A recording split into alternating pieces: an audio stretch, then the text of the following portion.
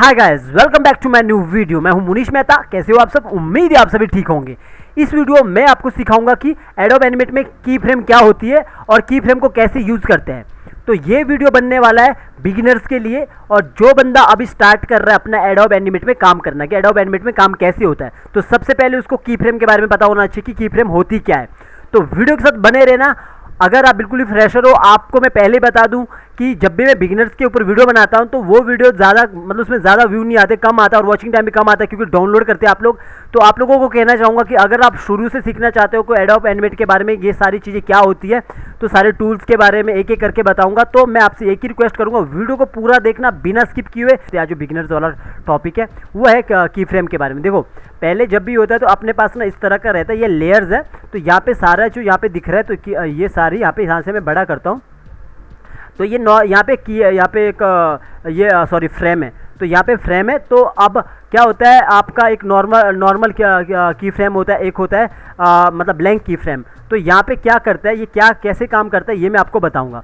तो जैसे यहाँ पे देखोगे, बिल्कुल यहाँ पे ब्लैंक की फ्रेम है। और ब्लैंक की फ्रेम कैसे, उसका ब्लैंक की फ्रेम का जो शॉर्टकट होता है वो कैसे होता है, F7 से हमारा ब्लैंक की फ्रेम आता है। उससे पहले हम यहाँ पे एक चीज़ सीखेंगे। अब मान के चलो, ये यहाँ पे देखो, यहाँ पे जो नज़र आ रहा है ये ब्लैंक है, बिल्कुल ब्लैंक की फ्रेम है। अब मैं यहाँ पे कुछ भी ड्रॉ करता हूँ। मान के चलो मैंने यहाँ पे एक सर्कल बना दिया, है ना। मान के चलो ये सर्कल बना दिया, और ये सर्कल जैसे ही बनाता हूँ तो यहाँ पे देखो ये कैसे बन जाता है। यहाँ पे देख रहे होंगे आप, इसको थोड़ा बड़ा करता हूँ। तो ये जो है ना, ये फ्रेम है। यहाँ पे जो दिख रहा है ये फ्रेम है, और यहाँ पे जो दिख रहा है आपको ब्लैक हो गया, ये यहाँ पे अब आ चुका है एक मतलब नॉर्मल की फ्रेम। ठीक है, पहले तो ये ब्लैंक की फ्रेम था, अब ये नॉर्मल की फ्रेम है। हम आपको हम की फ्रेम बाय की फ्रेम भी एनिमेशन कर सकते हैं, जो कि एपिसोडिक लेवल पे आता है। तो यहाँ पे देखोगे जो फ्रेम बाय फ्रेम एनिमेशन होता है वो एपिसोडिक लेवल पे होता है। तो यहाँ पे जैसे मैंने इसको ड्रॉ किया तो देखो यहाँ पे क्या होगा, ब्लैंक यहाँ पे ब्लैक टाइप का हो गया, यानी कि नॉर्मल की है ना। तो इस पर हम एनिमेशन करते हैं। जैसे देखो, इस डब्बे को जो गोले को है मैं डिलीट करता हूँ। मैंने खाली डिलीट प्रेस कर दिया, तो यहाँ पे ये बिल्कुल खाली हो जाता है, यानी कि ब्लैंक की फ्रेम है। तो यहाँ पे अभी जैसे अब आपको पता लग चुका है, जैसे मैं यहाँ पे कोई भी सर्कल बनाता हूँ तो ये फिलअप यहाँ पे पूरा ब्लैक हो जाता है, ये नॉर्मल की आ जाता है। अब जो ये नॉर्मल की है, मैं इसको यहाँ पे रखता हूँ नॉर्मल यहाँ पे। तो अब जैसे ये है, अब आपको आगे स्टेप बाय स्टेप आप काम कर सकते हो। जैसे कि अगर मैं चाहूँ तो यहाँ पे अब अगला की लगाना है, कैसे लगाना है, मुझे शॉर्टकट की है मेरा F6 से आप आगे नॉर्मल की लगाओगे F6। तो F6 से मैं थोड़ा आगे करूँगा तो इस तरह ये आगे पीछे इस तरह चलेगा, ऐसा।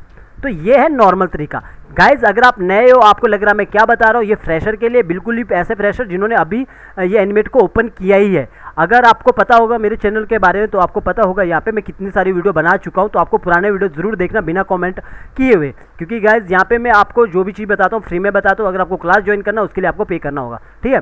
तो यहाँ पे देखोगे इस तरह ये फिलअप हो चुका है, ठीक है। तो ऐसा हम स्टेप बाय स्टेप भी काम कर सकते हैं। वो हो गया अपना जो भी होता है एपिसोडिक टाइप का एनिमेशन। इस पर ये मैं नॉर्मली गोले को लेके चला हूँ आपको, है ना। तो ये स्पीड बाकी ऐसा मायने करता है, जैसे मैंने यहाँ पे F6 कर दिया, अब मैं थोड़ा सा इस तरफ ला रहा हूँ तो आगे जाके स्पीड कम हो जाता है ऐसा। तो जितना मैं आगे लाता रहूँगा, आगे लाया और इसको थोड़ा सा मामूली से और कम किया, और आगे लाया F6 किया तो थोड़ा सा इतना कम कर दिया, और आगे लाया F6 किया, तो इस तरह मैंने इतना कर दिया। तो ये कैसा आएगा, ये ऐसा आएगा, ऐसा। तो ये देखो, एक्चुअली में मैं इस तरह, ये फ्रेम बाय फ्रेम एनिमेशन होता है। तो ये अपना क्या लगा है, F6 से नॉर्मल की लगा है। अब ये नॉर्मल की लगा, मैं तो सारा ट्विन में सिखाता हूँ। अगर आपने मेरे सारे वीडियो देखे होंगे, मैं ट्विन में एनिमेशन सिखाता हूँ। तो ये नॉर्मल की फ्रेम होगा। अब आपको इतना पता लग गया जो नॉर्मल की फ्रेम में कैसे लगती है, और इस तरह लगता है। और आप एनिमेशन भी कर सकते हो, आप कुछ भी यहाँ पे ड्राइंग बना के आपका अपना काम कर सकते हो। कोई भी आपका अपना पेन टूल से अगर अपना कोई भी आप शेप बना के आप काम कर सकते हो, है ना।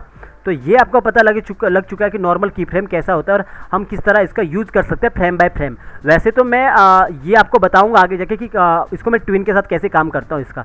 तो ये हो चुका है। अब अगर मुझे मान के चलो ये की फ्रेम है और दोनों की फ्रेम है, इन दोनों की फ्रेम में मुझे इसको इसमें मुझे एक स्पेस देना है। मान के चलो मुझे यहाँ पे थोड़ा सा एक की फ्रेम का स्पेस देना है, और यहाँ पे देखो मेरा की यहाँ पे लग चुका है। तो मैं क्या करूँगा, F7 को प्रेस करूँगा। मुझे F7 प्रेस करना है। तो मैंने क्या किया, जैसे मैं F7 कह रहा हूँ, F5 प्रेस करना है। F5 जैसे प्रेस करता हूँ तो इस तरफ आगे आ जाता है। तो इस तरह आगे आ जाता है। यहाँ पे देखोगे मैंने यहाँ पे इसको बहुत ज़्यादा करके रखा है। यहाँ पे आओगे बहुत ज़्यादा स्पेस बढ़ा के रखा। जैसे मैं स्पेस को कम करता हूँ तो इस तरह कम हो जाता है ऐसा। तो मैं आपको दिखाने के लिए इसको यहाँ पे स्पेस बढ़ा के रखा। इसको मैं चौड़ा भी कर सकता हूँ। यहाँ पे आऊँगा तो प्रॉपर्टीज़ में यहाँ पे इस पर यहाँ पे आने के बाद इसको मैं 200% कर सकता हूँ। 200% करूँगा और यस करूँगा तो ये चौड़ा हो जाएगा ऐसा। ये आपको दिखाने के लिए कर रहा हूँ मैं, ठीक है।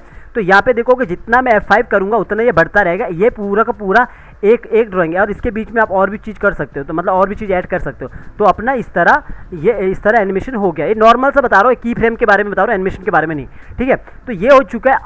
अब आते हैं कि F7 से जो ब्लैंक की फ्रेम लगता है वो कैसे होता है। अब मान के चलो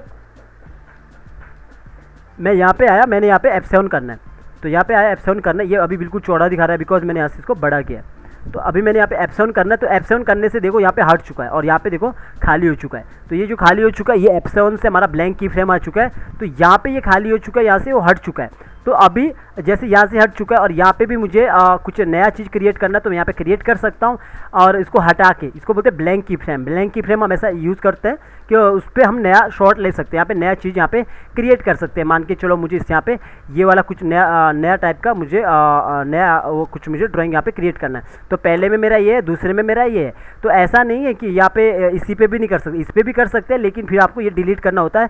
खाली मैं यहाँ पे ब्लैंक की फ्रेम के बारे में बात कर रहा हूँ। अगर आप इसी में, जैसे इसी में मैं F7 करता तो नहीं होता, कभी भी की के ऊपर F7 करोगे नहीं होता। जैसे ही आप आगे आते हो जो खाली स्पेस है यहाँ पे जाके F7 करो तो वो F7 हो जाता है। ये ब्लैंक की फ्रेम है।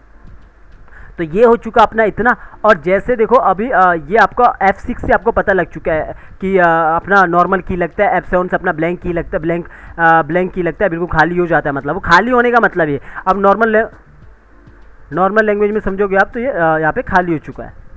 तो यहाँ पे देखोगे इस तरह खाली हो चुका है। तो अब मैं इसको थोड़ा सा शिफ्ट F5 से इसको पीछे करते हैं, शिफ्ट F5 से पीछे करते हैं। तो ये अभी जैसे मैं यहाँ पे शिफ्ट F5 प्रेस करता हूँ तो शिफ्ट F5 से पीछे की ओर होता है और F5 से खाली आगे की ओर होता है। तो ये जितना भी है ये सारा चीज़ आगे की ओर हो चुका है ऐसा। तो जितनी भी चीज़ें यहाँ पे सारी आगे हो चुकी है। और यहाँ इसके बीच में अगर आपको कुछ भी करना हो, जैसे मुझे यहाँ पे मुझे F6 करना है और इसको थोड़ा सा आगे लाना है, इतना दूर ला दिया, और यहाँ पे मुझे F6 करना है और इसको थोड़ा सा आगे लाना है इस तरह। तो ये पूरा एक ऐसा एनिमेशन बन जाएगा इस तरह का। तो यहाँ पे मुझे F6 करना है तो इस तरह ये आगे बन जाता है। ये मैं की फ्रेम के बारे में बता रहा हूँ। तो यहाँ पे आपको नॉर्मली पता लग चुका है कि की फ्रेम कौन कैसी होती है और मतलब किस तरह हम यूज़ कर सकते हैं की फ्रेम को। इस तरह ये आगे, इस तरह ये आगे जाती है इस तरह। तो ये एक की फ्रेम है जो मतलब हम यूज़ करते हैं। और मैं तो वैसे क्लासिक ट्विन में काम करता हूँ, उसको पूरा सिंबल बना के, उस सिंबल के ऊपर भी मैं वीडियो बना चुका हूँ। अगर आपने नहीं देखी तो बिगिनर सीरीज़ पे देखना, सिंबल के ऊपर वीडियो बना चुका हूँ कि सिंबल के अंदर कैसे काम करते हैं, ठीक है।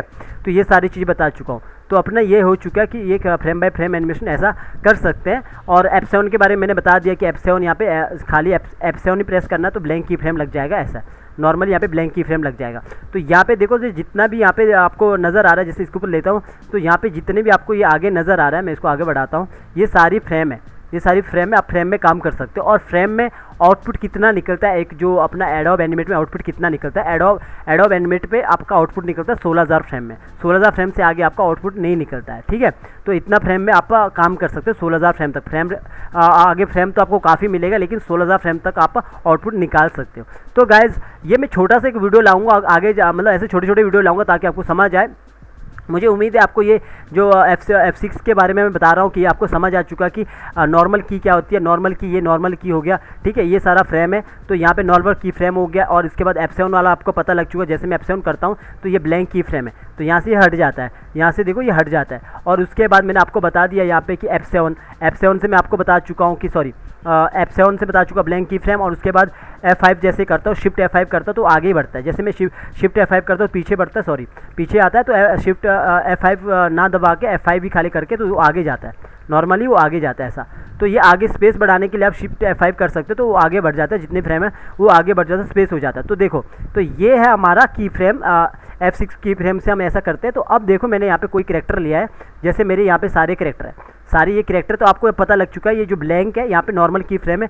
अगर जैसे मैं यहाँ पे दोनों को मैं सबको हटाना है तो मैं यहाँ पे F7 करके ब्लैंक की फ्रेम लाऊंगा तो सारा ब्लैंक की फ्रेम हो चुका है।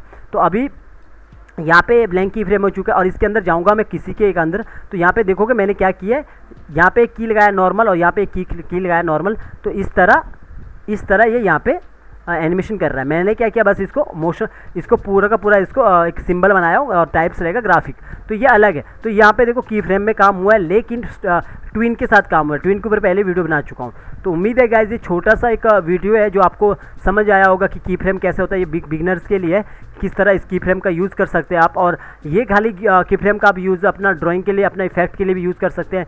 पूरे एक नॉर्मल बनाइए, जैसे मैं एक ऐसा एक नॉर्मल बनाता हूँ, कोई भी चीज़ यहाँ पे क्रिएट करता हूँ, सॉरी यहाँ पे देखो मैं इसको यहाँ से हटाता हूँ और यहाँ पे मेरा नॉर्मल सा है ये। तो अगर मैं यहाँ पे कोई भी ड्राइंग बनाता हूँ, कोई भी ड्राइंग लेके चलो, कोई भी मैं ड्राइंग यहाँ पे बनाता हूँ, मान के चलो मैंने इसको यहाँ पे इस टाइप का बना दिया, एग्जाम्पल के लिए मैंने यहाँ पे इस तरह का ड्राइंग बना दिया कोई, ठीक है। और इसके बाद में और आगे आता हूँ F6, ये मैंने आगे करके रखा है, यहाँ पे F6 कर देता हूँ नॉर्मल की, और इसको मुझे यहाँ से थोड़ा सा इसको हटा देना है, और इसको मैं हटा दूँ तो F7 से, सॉरी F6 लगा दिया ना, इसको मैं सीधा डिलीट भी कर सकता हूँ या F7 कर सकता हूँ। तो मैंने यहाँ पे दूसरा यहाँ पे एक ड्राइंग बना दिया, ऐसा दूसरा ऐसा ड्राइंग बना दिया।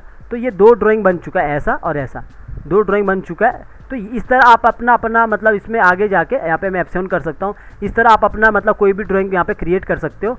एक नॉर्मल बता रहा हूँ मैं ये चीज़ें, शिफ्ट F5 करूँगा तो पीछे आएगा। तो अपना एक नॉर्मल सा एक चीज़ बता रहा हूँ आपको कि किस तरह आप ऐसा काम कर सकते हैं फ्रेम बाय फ्रेम। वैसे मेरा मकसद यहाँ पे आपको बताना था कि जो ब्लैंक वाली की फ्रेम होती है, कैसे ब्लैंक की फ्रेम क्या होती है, और नॉर्मल जो F7 से करते हैं वो की फ्रेम क्या होती है, बिगिनर्स के लिए है कि कैसा हम इसको यूज़ कर सकते हैं। यूज़ करने के लिए मैंने यहाँ पे भी बता दिया कि आपको कि किस तरह हमें अगर आगे से हटाना है तो इस तरह आपको सीधा हटा सकते हैं। क्लियर करने के लिए यहाँ पे देखो क्लियर की फ्रेम लिखा तो आगे आ जाता है, सीधा नॉर्मल से आगे आ जाता है, सारा ये आगे आ जाता है, ठीक है। तो और यहाँ पे देखो जैसे अगर मुझे लगता है कि मुझे इसको क्लियर करना है, इसको मैं यहाँ से बढ़ाता हूँ। अगर मुझे लगता है ये क्लियर करना है तो मैं क्लियर करने के लिए यहाँ पे राइट क्लिक करता हूँ, यहाँ पे कलर यहाँ पे लिखा ना क्लियर की फ्रेम, तो क्लियर की फ्रेम करोगे तो हट जाएगा, सारी हट जाएगी, और आगे करना तो F5। तो गाइज उम्मीद है आपको ये की के बारे में पता लगे। थोड़ा सा छोटा सा एक छोटी सी बात थी जो मैं आपको बताना चाह रहा था, जो बिगिनर्स है उनके लिए, और सारा ये यहाँ पे क्या फ्रेम होता है आपको पता लग चुका है, सारी फ्रेम होती है, और ब्लैंक की फ्रेम क्या होती है, नॉर्मल की क्या होती है, कुछ भी ज़्यादा नहीं है। जैसे जैसे आप काम करोगे वैसे वैसे आपको आता रहेगा। कीजिए, मिलते हैं नेक्स्ट वीडियो में।